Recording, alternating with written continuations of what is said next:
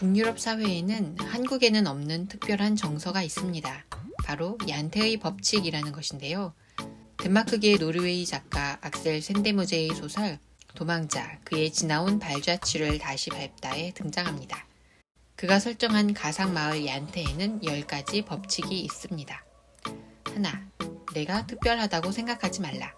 둘, 내가 다른 사람만큼 좋은 사람이라고 생각하지 말라. 셋, 내가 다른 사람만큼 똑똑하다고 생각하지 말라. 넷, 내가 다른 사람보다 더 낫다고 상상하지 말라. 다섯, 내가 다른 사람이 아는 것보다 더 많이 안다고 생각하지 말라. 여섯, 내가 다른 사람보다 더 중요하다고 생각하지 말라. 일곱, 내가 무언가를 잘한다고 생각하지 말라.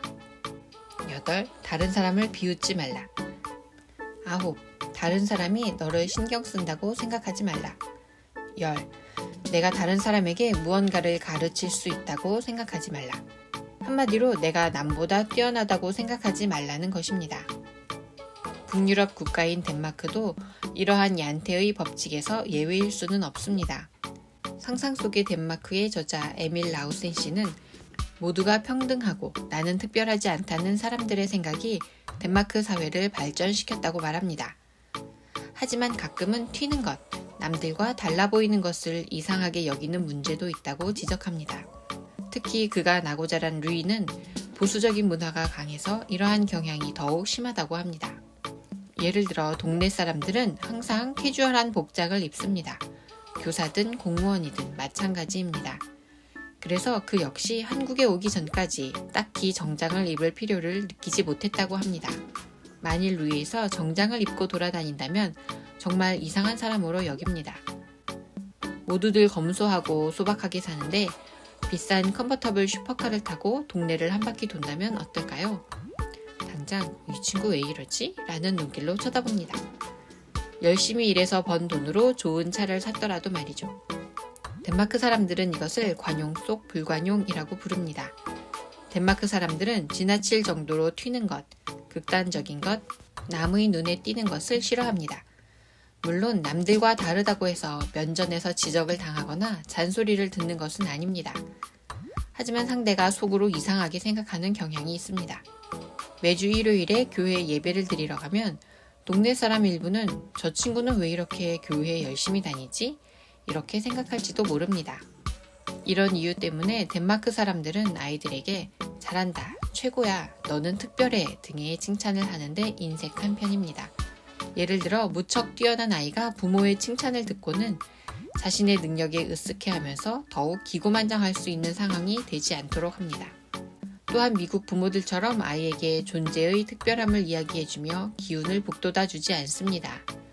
얀테의 법칙은 덴마크의 평등한 인간 관계를 보여주는 이면에 항상 겸손해야 하며 모나지 말아야 한다는 암묵적인 사회 분위기를 함축하고 있습니다. 이 때문에 개성이 넘치는 청년들이나 몇몇 아티스트들은 창의력을 마음껏 발휘하고 끼를 발산하기 위해 미국을 비롯한 다른 나라로 떠나기도 합니다. 옆나라 스웨덴에서도 이러한 분위기가 팽배합니다.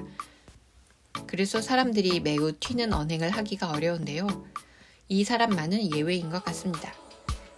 자기애가 강하고 이를 공공연히 드러내는 슈퍼스타, 축구선수 질라탄 이브라히모비치입니다. 예를 들어 이런 식입니다. 일단 그의 자서전 제목은 I am 질라탄. 여자친구에게 약혼 선물로 무엇을 주었느냐는 기자의 질문에는 아무것도 주지 않았다. 그녀는 이미 질라탄을 가졌기 때문이다 라고 답합니다.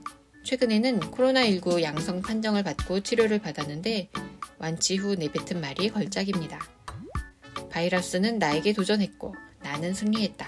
하지만 당신들은 질라탄이 아니며 바이러스에 도전하지 마라. 머리를 써라. 항상 거리를 유지하고 규칙을 지켜라.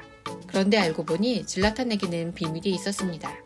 북유럽 사람의 정서라고는 찾아볼 수 없는 질라탄 이브라히모비치에 대해 풋볼맨의 저자 사이먼 쿠퍼는 이렇게 설명합니다. 대부분의 스웨덴 축구 선수들은 개별적 특성이 없는 일벌처럼 뛴다. 그들은 스웨덴 사람들의 생활 신조라고 할 수 있는 얀테의 법칙, 즉 자신이 남보다 우월하지 않다라는 삶의 원칙을 따른다. 말메의 이민자 밀집 지역인 로센고르드에서 크로아티아 출신 어머니와 보스니악의 아버지 사이에서 태어난 이브라히모비치는 그런 스웨덴 규범을 배운 적이 없다. 자신만의 스타일이 존재한다는 것 자체가 얀테의 법칙을 따르지 않는다는 훌륭한 증거다. 그러니까 질라탄의 자기에 넘치는 언행은 이민자 가정의 전통을 고스란히 간직했다는 의미일 텐데요. 북유럽 사람들의 규범으로 작동되는 얀테의 법칙이 모든 사람들에게 완벽하게 작동하지는 않는가 봅니다.